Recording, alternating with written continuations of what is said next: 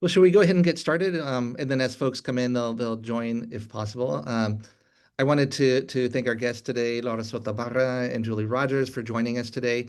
This is a really interesting talk because it really brings together three intersecting communities. There's the Oregon Libraries and the work that you do. There's also the co-sponsor, which is the Center for Latino, Latin American Studies, which are interested in these issues broadly. And then an invitation has gone out to our School of Journalism and Communications folks who have an interest in radio, preserving stories, audio storytelling, all of these issues. So I think that there's kind of a really nice intersection that we don't usually get in these kinds of things. So I'll start by introducing our guest speakers today, and then have a few moderated questions, and then we could go ahead and open it up to Q&A. And again, this is just such an important moment in time, but also understanding the important work that NPR does. So the two speakers that we have are Laura Soto Barra, originally from Chile, who began her career as a chemical and mining engineering librarian at the Universidad de Chile. She later earned a BA in Latin American Studies and a Master's of Library and Information Science from the University of Toronto. She came to the U.S. in '97 and worked for the Florida Times Union Morris newspapers, where she directed the publication of a book of images from the archive. She leads currently the Research Archives and Data Strategy, the RAD team, which she's done for 17 years. She joined NPR in 2005 as a senior librarian, became chief librarian in 2012, and was named the inaugural RAD chief in 2014. Julie Rogers is a historian and curator and also works with RAD. Julie is NPR's first historian and came to NPR in 2015 and began an initiative to produce a comprehensive inventory of all NPR content and media across platforms since NPR's creation, including early broadcast, newscast, podcasts, and born digital web content. I've been fortunate to be able to work with both Laura and Julie over the past couple of years now. I first got to know when I was doing the research for NPR, but just I think we've found common ground in finding this sort of the importance of documenting and preserving oral histories. And so with that, I'll turn it over to our guest speakers. And I guess the first question is just if you can both briefly describe your professional experience, what brought you to public radio and to NPR specifically. Okay, well, thank you for inviting us. We were very excited to be here. Thank you. Okay, so I'm Laura Soto Barra, or Laura Soto Barra, and actually, it's going to be 20 years on May 21st that I'm at NPR. And I came here without knowing or understanding NPR or public media. In this country, I worked in newspapers. So I worked in Jacksonville, Florida, and in Syracuse, New York. And then I found this job and I thought it was interesting and I took it. And I thought at the time, yeah, this is a job that I can do. It was a combination of transformative management, operations, and it was 2005 at the moment where the radio, NPR as a radio, was going into the digital environment. So it was a bit delayed, I think, the becoming digital for NPR compared to newspapers. So I felt, yeah, this is something that I can do, and I started working here. It all started with my degree at the University of Toronto, where it was a master's in information and libraries, but it was related to digital, whatever digital was in those years. So I knew some stuff that very few people knew. So it's like now, if you had a degree from last year on generative AI, then if you look for a job, you would be very marketable. So that's what happened to me. So I came here and working in newspapers, I was working in text, but digital as well. So then I came here, it was audio, and it took me some time to realize, well, it's files as well once we are digital. But we were dealing with thousands of physical assets, tapes, and CDs, etc. So there were several things that I had to do: reorganize the 3 libraries and digitize over 100,000 tapes. So that was my job, my mandate, and we did it. So that's my thing here. And now I learned at NPR what public media is and about the mission. And it's something that I had no idea about, that concept of a private public media organization for the good, like working for the American people, working for the good of people. I had no idea about that. So I loved it. That's why I'm here. I can go next. I'm Julie. So like Laura, I did not really set out to have a career in public radio or as a public radio archivist. My undergraduate degree was in history from the University of Wisconsin. I think it was doing that degree that I kind of fell in love with primary source research. I kind of especially like trying to think about finding and interpreting some like non-traditional sources. And yeah, after college, I did a year of service as an AmeriCorps Vista volunteer and then found my way into the publishing industry. It was kind of at the Atlantic when my time there working in marketing that I kind of started to see the intersection between my new professional skills and my undergraduate history skills. It was like Laura was saying, a time when kind of new and people were trying to figure it out. So there was a project to kind of rediscover the Atlantic Civil War reporting for the new iPad app at the time.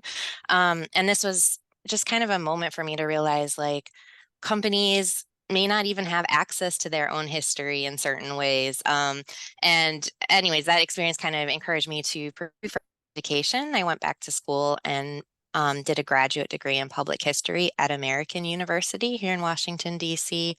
I went on to work at the National Archives, the White House Historical Association, and I had a really like once in a lifetime opportunity to work as a junior fellow at the Library of Congress. I worked with their pulp magazine collection and I got to spend time in their comic book vault. So that was very cool. And I started with RAD in 2015. So I started on what was supposed to be a very short-term collection assessment, looking at the tapes that needed to be digitized, as Laura said.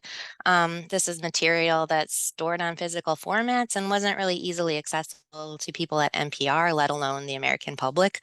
So I'm obviously still here.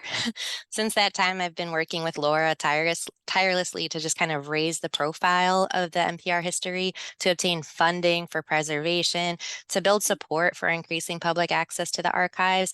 And our latest kind of goal has really been about digital preservation and having sustainable digital preservation policies. So we've made a lot of great progress. Yeah.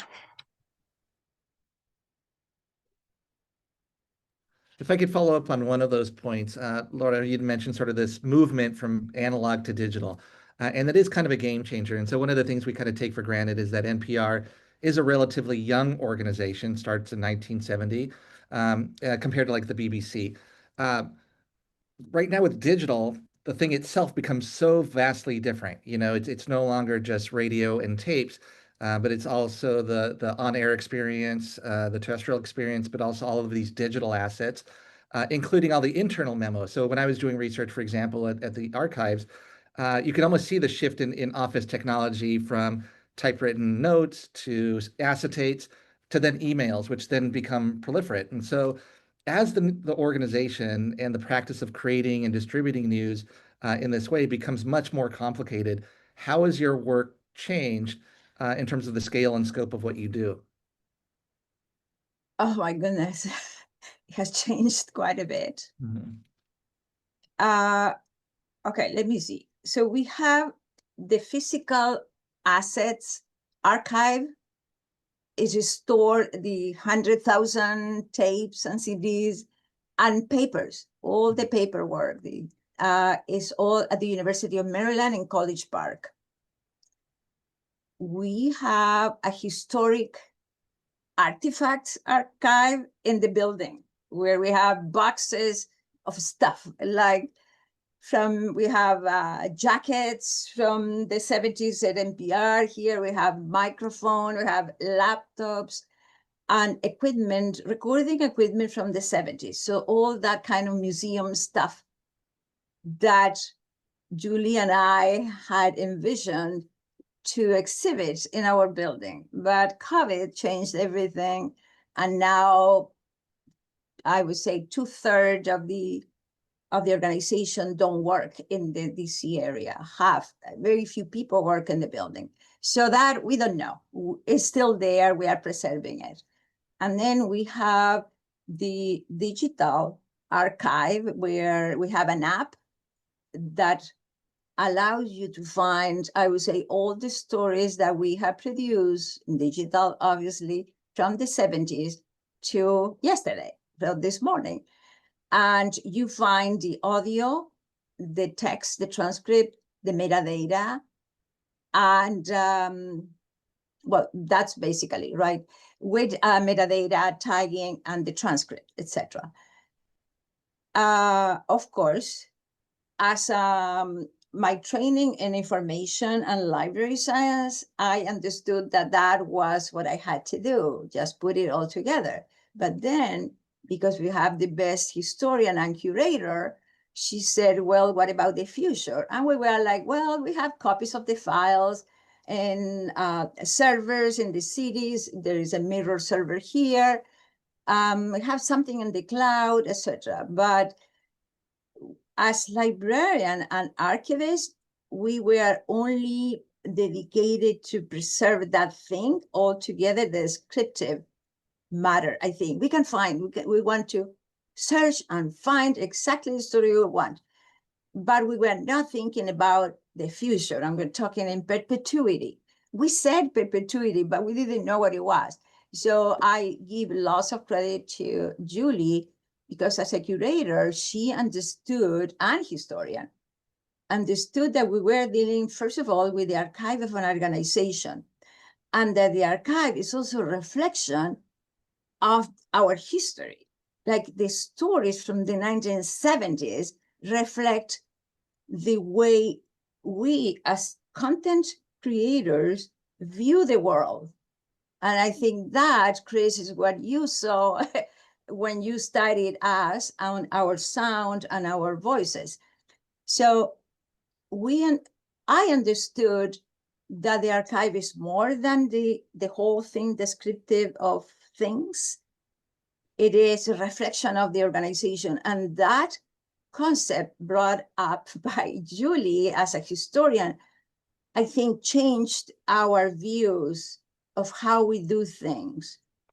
Now, I have to tell you that I'm so proud of the archive, but we don't archive visual assets. We don't archive photos. We don't, I mean, in the digital story, we just point to the asset, but we don't have this separately, the photos, the map, the charts, or the social media items, or even the tiny desk concert, right? It's not archive either. There is an archive, but not in this protected, completely clean, in perpetuity archive. It's not, but we're starting it. So it's lots of things. Everything changes. And I have to mention this because everybody knows that NPR and public media is being threatened by the new administration.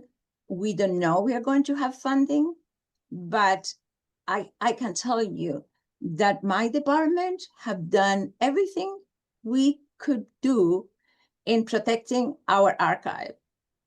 If NPR public media were to disappear, believe me, our archive will be for a long time available for the American people. 20, 30 years of transcript are already in public libraries. So even if the files cannot be playable, and that's not going to happen, but we have the text of the stories. So that has been what we have done. Julie, I don't know how you see. Did I miss something? No, I would just add, I guess just thinking about the institutional history has become a lot more challenging to think about recording and documenting, but in some ways, the challenges had physical documents and memos being passed around where people weren't thinking about what they needed to save until it was time to move. Whether it's now moving, whether it's moving buildings back in the day with the physical materials, and now it's moving from servers to other server locations. So it's kind of just more of the same in that way. I think one of our really exciting projects that we're working on right now that's really fun is we are looking at early web legacy content. So things that were noted on NPR.org, or maybe things that Interactive's done in Flash. So that's a really fun archiving project that we're just starting now. Awesome. And I think there's a couple of points that I think are kind of worth noting is one, as Laura, you mentioned the kind of evolution from being a purely sound institution to now being more of a multimedia institution. And you're seeing that across the media landscape. So the New York Times is no longer just a print experience, it's a print and audio and visual experience. And you start to see this conflation of an evolution of journalism organizations towards kind of a common center. And so that certainly impacts the work that you do. Julie, I wanted to tease out something that you had said, and then I think it speaks to something that you both are mentioning. So you had talked about kind of corporate histories, and sort of that's a lot of corporations. Like when I was doing my research for rum, Bacardi has a very robust corporate history that they work with, and they have really strong archives, and they've amassed documentation from the past 100 years. And in some ways, NPR is a brand that has a corporate history, but not even a corporate history, but an organizational history. But at the same time, it's not a corporation. It serves the public interest. And so I wonder if you could talk about sort of the different stakeholders that would be involved in kind of wanting to preserve this corporate history and why it's so important, not just to the corporation and to consumers, but to the public. But yeah, if you could talk about the different stakeholders that are invested in NPR's corporate history. Sure, yeah. And I think it's really important to note that Laura and I are kind of carrying on a legacy at NPR that began in 1971 when they hired their first employees. It included a research librarian, and NPR was really thinking about the fact that accuracy and factual information are essential to NPR and its identity. In one of the very first board meetings of the NPR board, they were actually discussing plans to archive the content as well. They didn't necessarily get the funds right away to enact those plans, but it was very much part of their vision of having a total archive accessible to people. So in 1976, NPR actually became one of the first broadcast networks in America to make their archives publicly accessible. At the time, that was through partnerships with the National Archives and the Library of Congress. Congress still continues to administer parts of our collection, and then the rest is through the University of Maryland libraries, as Laura mentioned. I think thinking about that is one way of meeting the needs of the public to reach the archive. I think there's so many other ways, though, that our archive can be used and incorporated into histories. It includes using it in our content creation today. So as people are telling the story of the news that's happening today, going back and using clips and sources from the material as it happened, what's going on. That's something that wasn't as easy to do 10 years ago as it is today. And I think outside too, like there's just so much potential for that could use and benefit from greater access to this collection. And I should say, like NPR, we're in partnership with a network of member stations across the country. So there's so many local radio stations dealing with the same types of challenges and issues. So we're part of a big conversation there. I will add to that the impact of NPR on education in this country and in the world, because we license our transcripts to big providers. And one thing is that we know that I would say the 50 states in this country, in their public libraries, they have access to our transcript. And we did a study recently. We requested the vendors to tell us how many transcripts were sold or used or read in the academic market in the country. And that meant universities, colleges, school libraries, community colleges, tribal colleges. And the total number was almost 500,000 transcripts that students, scholars used. And I thought that was very interesting number. And even I had the name, the titles of each transcript that they were used. So fascinating. People really, really use our journalism in text as well, because it's accurate, is up to date, and you can trust it. Obviously, teachers know that.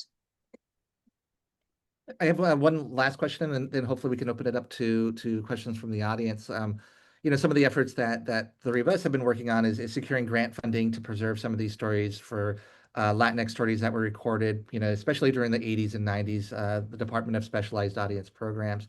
So I guess the two-part question is, the first one is, can you just talk about sort of the efforts to gain funding for these kinds of efforts, right? Because there's not a ready budget that's available.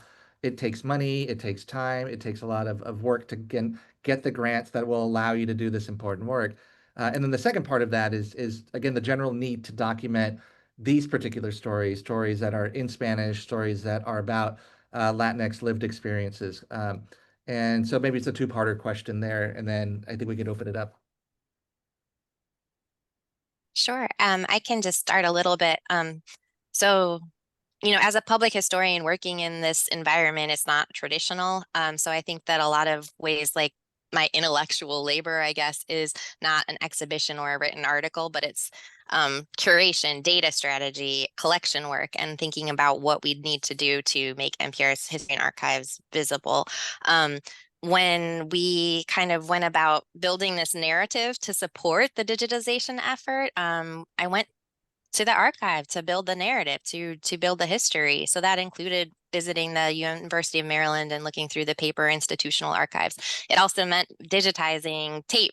So getting to hear kind of the sources themselves, doing oral histories, collecting them with employees. And I think the kind of exciting part about that was that we're not like telling the story from the vantage point of the institution or the policymakers, but actually kind of like telling it from the viewpoint of the people who made the content. So yeah, I think that within that, you kind of are looking at the reporters, the audio engineers, producers, researchers, crafting the stories that aired every day and the stories that collectively kind of gave form and identity to NPR itself. So kind of, a history from the newsroom up in a way.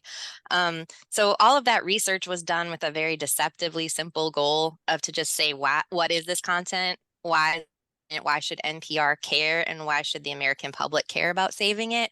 And I think one of the most compelling parts of the archive that I came across early research was this Spanish language programming and the experiments done by the Department of Specialized Audience Programming, started in the 70s and continued until 1990. Just kind of treasure in the archive in a way. So a lot of the early work that I did was just trying to piece together what this was and building the story that way. So Laura. Yeah. I have so many things. What was the specific question that you asked? Because I have so much in my head, like grants and marketing and partnerships. Yeah, the first one is just sort of the efforts to secure the funding to actually do the work that you need to do. And then there was a second part. So one thing that I learned when I came here, and it was a nonprofit, it meant we are very poor. We don't have anything. But I was coming from, newspapers with lots of money, and you just have to justify what you need it for. And companies that existed from the late 1800s or early 1800 in the case of Syracuse. So I came here and it was like no budget. So here you have to build your own budget. You have to justify it. And I've never done that. But what happens here that, yeah, this is a huge country, but our sector is very small.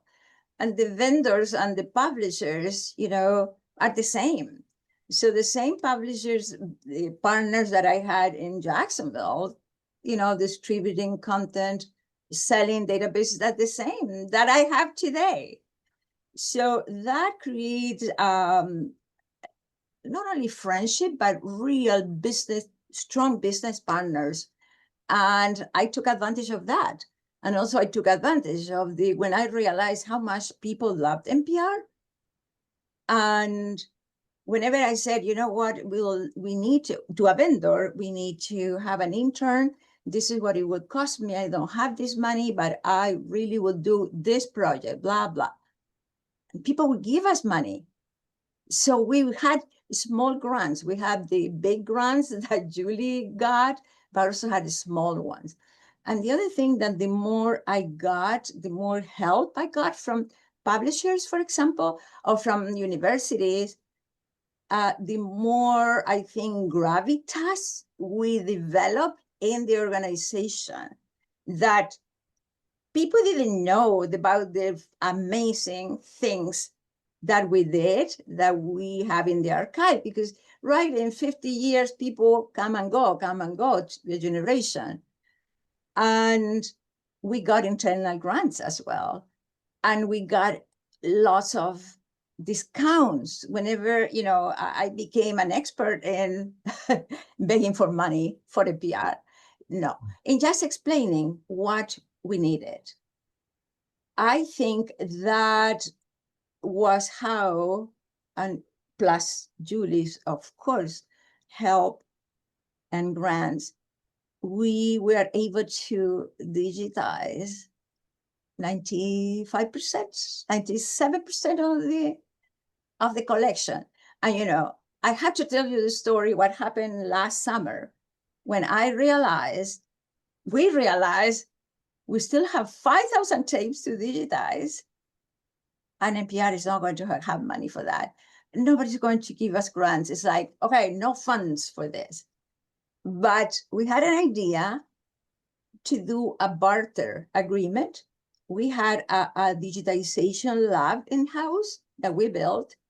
So why don't we offer it to a vendor who digitizes tapes? So we have 5,000 tapes left, and we have this equipment. And when we appraised the equipment, it was almost exactly what we needed.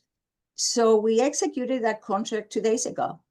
So that would be having, I would say, Julie, is it correct? 100% of the tapes digitized? No, it's still more. We always find more. Almost, though.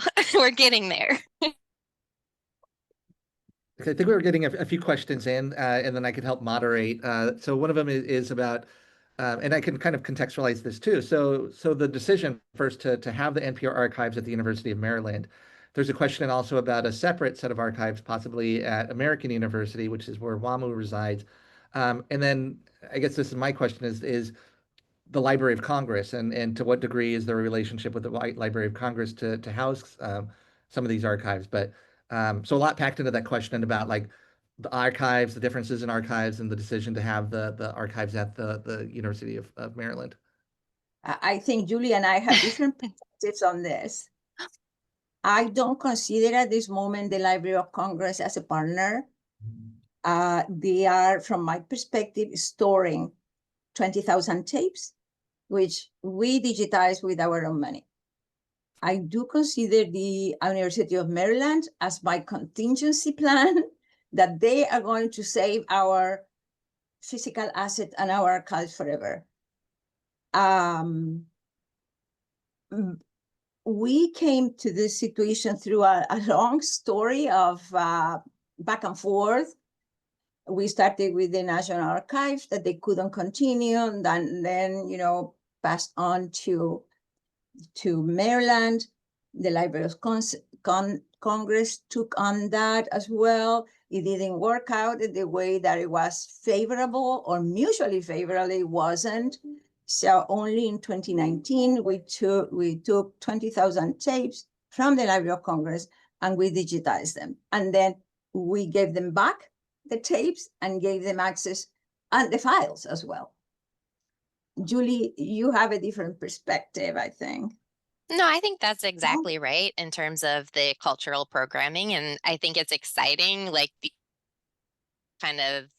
we're able to go past institutional boundaries. I think everyone wants to find the best, safest home for this content. So we were able to digitize it and share it.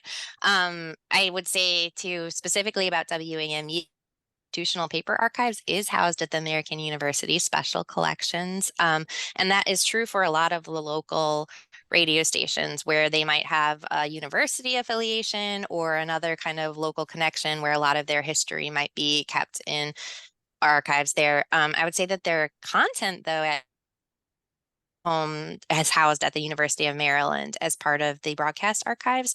I think that's kind of one of the fun puzzles and challenges with dealing with public radio history is pieces of it are here and there and all over. So I would say in that way, the Library of Congress, especially with their work with the American Archive of Public Broadcasting, has done in connecting these pieces and just pushing researchers to find this story. Awesome. Lots of great questions. Julianne, I know that you've been wanting to ask a question for a while. Do you want to go next? Yeah. Hi, Laura and Julie. Nice to meet you guys and like hear your talk. It's really cool. I'm an archivist here at the University of Oregon, and I'm just curious, like, in terms of like programs that are in Spanish, like Radio Ambulante and NPR Tiny Desk concerts, which sometimes are in Spanish. Like I know Bad Bunny just did his, and he only spoke in Spanish. And I'm curious, like, do you guys write metadata that's like in Spanish also? Because I feel like stuff that's spoken in Spanish is intended for those audiences. That's such a great question. And the answer is no, not yet. But it's funny because in the 1970s, when we started experimenting with Spanish language content, we actually had both versions. So we had Spanish language rundowns and metadata recorded, as well as English language rundowns and metadata. Only the English made it into our digital transformations over the years. So that was the only part that was migrated. So that was part of the kind of Laura likes to talk about the rediscovery of Invoqué Nacional. That was part of it because if all of the metadata was in English, like we kind of had assumed maybe the recordings were in English as well. And it was just kind of a little extra wrinkle there. We did actually have an intern, I would say it was a couple of years ago now, that started to scope out the process for assigning metadata in Spanish. And it's something that I think our team wants to do, especially as NPR continues to experiment with Spanish language content. There's and Jessica, please tell me if I'm representing your question correctly. But basically, how to navigate the archives and like I could speak to this out of a recent experience, just having been there in February. That there's a lot of great data, but I had to rely heavily on the curator, like the person who managed the archives. But part of it is just going through the files one by one and just trying to get a sense of it. But I mean, maybe Julie and Laura, do you want to talk about how the archives are organized in a way that could be useful for a prospective researcher? I would say if you're talking about on-site research at the University of Maryland, there are finding aids that are now available recently on the University of Maryland website. I would say also kind of the public-facing resources. One of the parts of the collection we're very excited about that Laura worked with one of my colleagues, Nicolette Kahn, on was to actually open up the NPR Latin American archive from 1979 to 1990. So that is available to researchers through Alexander Street Press. So that is something where you could search and they have it indexed, full transcript searchable. So it's a very great resource. And Jessica, if you want, I could talk to you about my experiences of going down there because it helps also to set things up in advance and to have sort of an agenda of things that you would want to get. Again, I found the librarians very helpful in terms of, all right, here's the general topic area, here's how I could guide you. There still is a lot of legwork of literally going through files, paper files to kind of find what you want, but setting all of that stuff in advance and it is a secured space. So I think you do have to kind of make a reservation to do some of that work. But I'm happy to if you're interested down the Cool. road. Yeah, thank you for the offer. No, it all sounds like there are treasure troves everywhere. I just don't know where they're located, what they have. And so, I mean, I guess clearly I would start with our local librarians and archivists and kind of figure it out from there. But it seems like there's lots of possibilities and it seems a little dizzying. So I guess I'll have to figure out an agenda, but part of it is it's nice to sometimes work backwards and figure out what is available and then how might I then construct something to use the available resources. And so that's where I get a little stumped. You can find our transcript. So that means the story in text in ProQuest databases in EBSCO, Yale, and Newsbank. They have them from 1990 on. Excellent.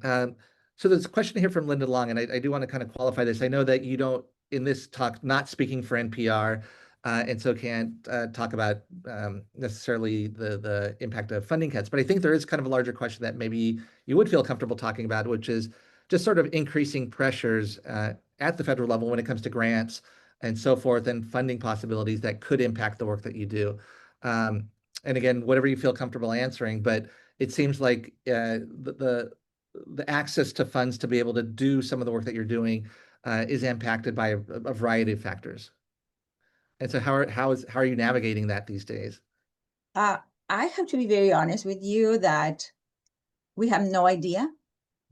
Only next Monday, we are going to know if the CPB, Corporation for Public Broadcasting, is going to have, it's going to assign our, no, the budget, sorry. The budget process is extremely complex and I can't really describe it. But on Monday, we are going to know if we are going to have funding. It could be that it's delayed until later in the summer. And Julie, I don't know if you want to clarify this, but we don't know if we are going to have budget and what are we going to do. Now, specifically for the archive, I consider that our collection is digitized. What we are going to need funds is for interns, because interns are an extremely important part for our work because we are so under-resourced. I don't want to speculate about anything. I cannot imagine this country being without public media. And I'm sure that NPR will continue to exist in any way, a small way, I don't know. We still have lots of sponsors and people love NPR regardless of what you hear. And yeah, I think, I don't know, Julie, I don't know what else. I would just add that it feels like our team and NPR is always facing some sort of crisis. It never feels as it's as an easy moment to make the case for why NPR should be investing in this type of work. I feel like we're always trying to justify the value of what we're doing, and it continues today. So yeah. Excellent. Are there other questions? I wanted to chime in about the question about our team, because Laura and I have been focusing on this archival discovery and sharing, that is not the focus of either one of our jobs really at all. I think it's one of our favorite parts of our job, but it is not like our 9 to 5. And the rest of the team also has other responsibilities. So RAD is kind of research, archives, and data strategy. We do a lot of fact checking on deadline for the newsroom. We're kind of embedded in the NPR newsroom, so we work directly with journalists to produce content. We also work with the tech teams to think about the digital life cycle of files. And so we like to say that we're involved from conception to preservation. So our job is a lot. We do a lot. I'm sorry that I'm not reading. I can't do both. No, definitely. I'll help Sorry facilitate. about that. I want to say that an important part of my job is the business component. I have to build the budget to acquire all the subscription for the company enterprise-wise. We need to pay for transcription, and we managed several contracts where we acquired databases as an in-kind. Public media allows, being a nonprofit allows you to do bartering or in-kind with organizations where you don't pay with money, you pay with on-air spots, sponsorships. So that is lots of work, but we have complete support from the organization on that. So we also have a business side on top of the other things. Excellent. There's a question here from Charlie, because we have talked about how the work has gotten a lot more hard and exponentialized as we've grown. But Charlie raises the point about new technologies that have come up that have possibly been able to kind of speed up that process. So I'm imagining, Charlie, you're thinking about AI or transcription services that are automatic. And can you talk about just a little bit some of the technological developments that have made possibly your work easier? Yeah, I mean, go ahead. Yes, I want you to answer, but I just want to say that the biggest line on our budget is transcription, because we produce a perfect transcript with a specific format, archivable, ingested in a database, etc. It is what the deaf community has requested. Perfect. They don't accept errors. And also because it's almost perfect, we can license it and try to recoup the expense. We don't in revenues. We don't sell as much. But Julie has amazing plans. And I think one of the fun parts about my job with dealing with some of these deeper archives and things that weren't part of our traditional archiving workflows is the chance to experiment. A lot of times because I'm the only one who's going to be doing the work, so I better find ways to do it quickly. Back in, gosh, I think it was 20, it doesn't matter what year, but I think it was 2015, we did the first ever test with like instant transcription at NPR. So our team was actually the first to start using an API that was just kind of returning speech-based text off of the audio. And we started it for an archival project. We liked it so much, we incorporated it into our tool, our digital archive. So yeah, we've been doing that for a while now. It makes it so, I don't know how to describe, just going from like having to listen to an hour worth of content to just having that searchable. And, it's not perfect, like Laura said, but it's so easy to just kind of like gain insight and put them back to back. So I think there's so much possibility for new technology, but it's not a magic wand. There's just a lot of testing that needs to happen, and a lot of thoughtful testing and thoughtful policies that need to be in place to be sure that you're doing it well, doing it ethically and responsibly. Juliana, and then I have a follow-up question. Yes, I was wondering, since we're talking about like preserving Latinx stories, what's your favorite Latino like collection or like record that you have that you've come across, which is like the typical question that we get in archives? I don't know how to answer that question because I'm not at the forefront of research. So, but I have to tell you that my favorite is the discovery of the show Enfoque Nacional, that it was discovered by Julie and a colleague when they were inventorying the collection of tapes. And I had to listen to one tape and I just couldn't believe that we had that. And it was extraordinary. I felt that in 1976, NPR had a show in Spanish and it was all about what was happening in Latin America in the 70s. If you study that area, you know what happened, right? And how the role of the United States in our continent, all that is in that show. And I felt it is of such quality, so important that we advocated for it and we got the money, we digitized it, we got everything we needed, and we were able to license it as a bundle to ProQuest. I really trust ProQuest because they have been extremely generous to NPR, and they have a presence all over the world in libraries and in corporations. So they accepted it, and we got the first licensing deal that incorporated stations, NPR, and an external vendor. And by the way, Julie, is Enfoque in NPR 1 or not, or is waiting the water?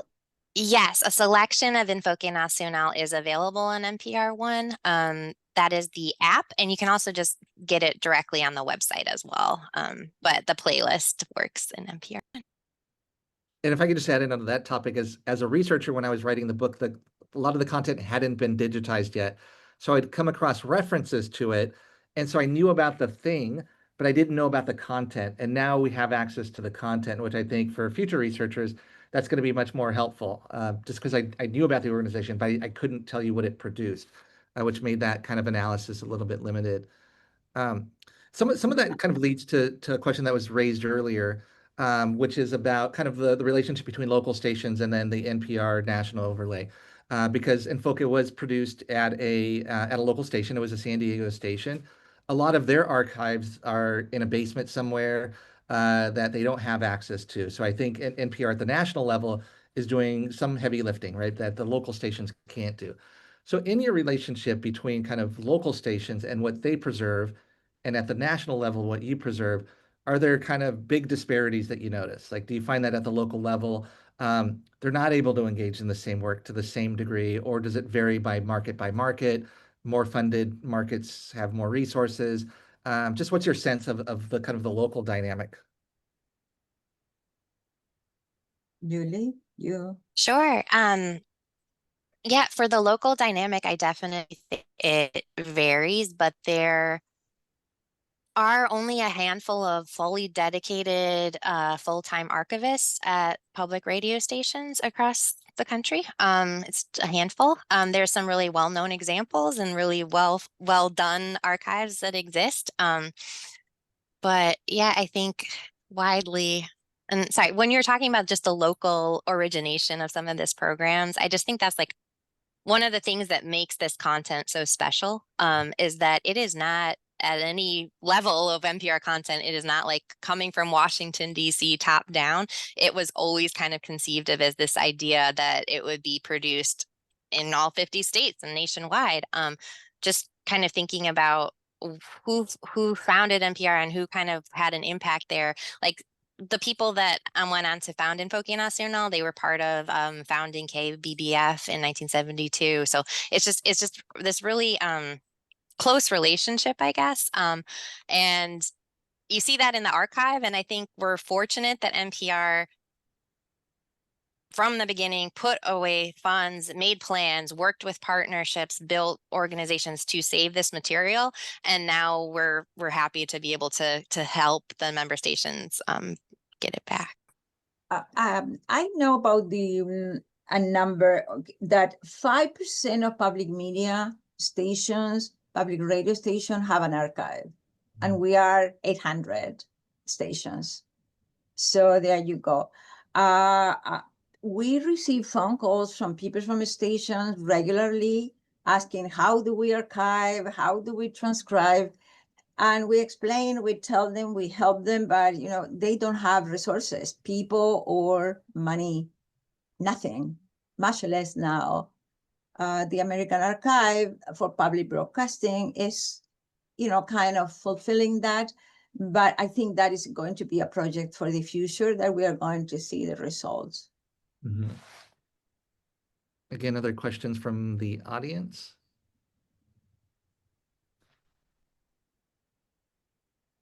I'm scanning around.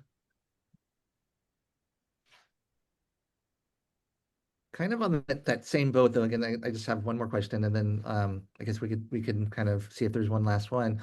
So again, like thinking about preserving Latinx stories specifically. And so some of them were produced, directly through the DSAP. Like there was a set of producers that worked within the unit, but a lot of these programs were produced by local stations, and so they would have copies of them.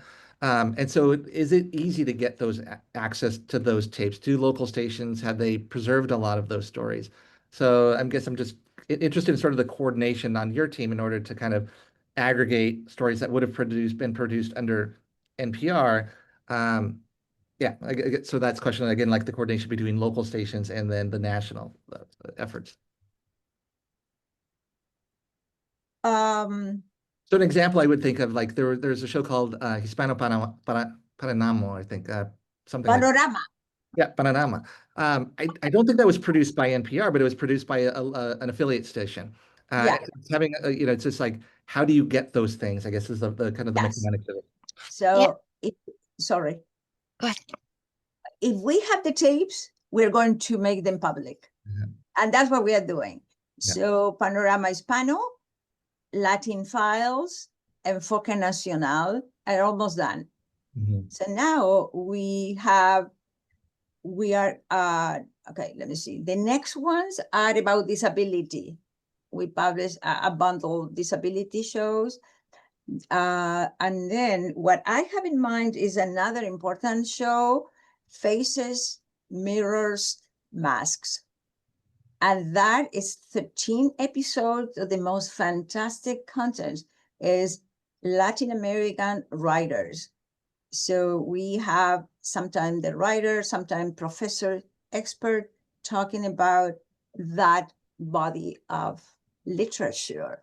And this was in the late 70s, early 80s, I think. And we have not only the tapes, not digitized, I think. Those are going to be digitized now. But we have all the production papers and lots of narrative around it. We have a box that we received in donation from the producer. Usually he died and his widow sent us all these boxes. And that is going to be something that is, I have it almost ready for ProQuest as well. They are interested. We also have another one about Segovia. Our producers spent 4 weeks with the classic guitarist Andres Segovia in Madrid. And he opened up his house, his studio, explaining how he works, what he does, and you hear him talk, playing the guitar and explaining. That is also another one that we are going to make public. Excellent. Thank you. Okay, I think we're almost at the hour, but is there any last questions? I have one quick question. Yes. I'm just curious, what advice do you have to students who may be interested in getting into this type of career, this type of field work, Great question. or in radio? Yeah. Yeah. Based on my experience, that I took classes about digital in the 1990s in Toronto when it wasn't, I would say, and it was so helpful, useful for me later on, anyone who is in library school or information studies should take classes on generative AI, in information retrieval, in data management, in knowledge organization. I mean, all the stuff that is coming, you must take, that type of assignment of class, of courses. Cybersecurity, I'm thinking, all the things that software developers or engineers are going to be expert on, we must be the expert because we need the basics knowledge, but also the organizational skills, knowledge, information, knowledge management, and all that. That's the beginning. Like the old MLS, it's like the beginning. But now is all that about generative AI because, well, I'm a very positive, techno-positive AI person. And I think AI is here and is going to stay with us and is going to really make us it's going to be extremely helpful for us. So in this career, that's what I would advise. What about you, Julie? I have a couple different thoughts and I hope they come together coherently. I think one thing that's really helped me throughout my career is finding the work that I believe in so that I can feel that satisfaction, I guess, from a job well done, even when things are not easy or things do not go our way. I think that the importance of storytelling, of being able to kind of talk about why something matters is kind of undersold, I guess. It's so important, and you use it time and time again, working with colleagues, working with kind of getting big support for something. It's important to be able to communicate with people and get them to care about what you're doing. I guess that's it. Yeah, I would add that aside from what I said about what courses to take, what curriculum to choose, I think we need to be extremely confident that, yeah, this is what I like. And also when you start your job, like the first job or in your career, you must be very confident that what you know is needed by your company because they hire you. But you must be confident enough to do what you think the organization needs. And that's what we did here. Every time that I started a new job in media, newspaper, or here, nobody knew what to do. Usually there was someone in charge, a journalist, an editor, but they wanted something new. And I love what I do. Again, I love this, and for me, it was a mix of management things and things to do. I have been always, I know what the work that needs to be done, but you have to be confident because no organization know what you need to do, but they know they need you. That's what we have done here. And then as a quick follow-up to Janice's question, so you had mentioned that interns are very important to the work that you do. We work with a lot of students, a lot of really good students that are interested in this kind of work. So if there's a formal call, I'm happy to help distribute it. I'm sure the library folks are in the same boat as well. So Yeah. so Thank thank you again. I think we're at the hour. I want to say that we very much appreciate your time and the important work that you're doing. And we know that it's challenging times these times around, as it is for everybody. So thank you again, and thank you to our attendees for being a part of this conversation and building community in this way. I'm glad Thank you for inviting us and all of you for coming. We're here if you need us, okay? Thank Take you. care. Bye-bye. Thank Bye-bye. you. And donate to NPR. Yes. Even $1 counts.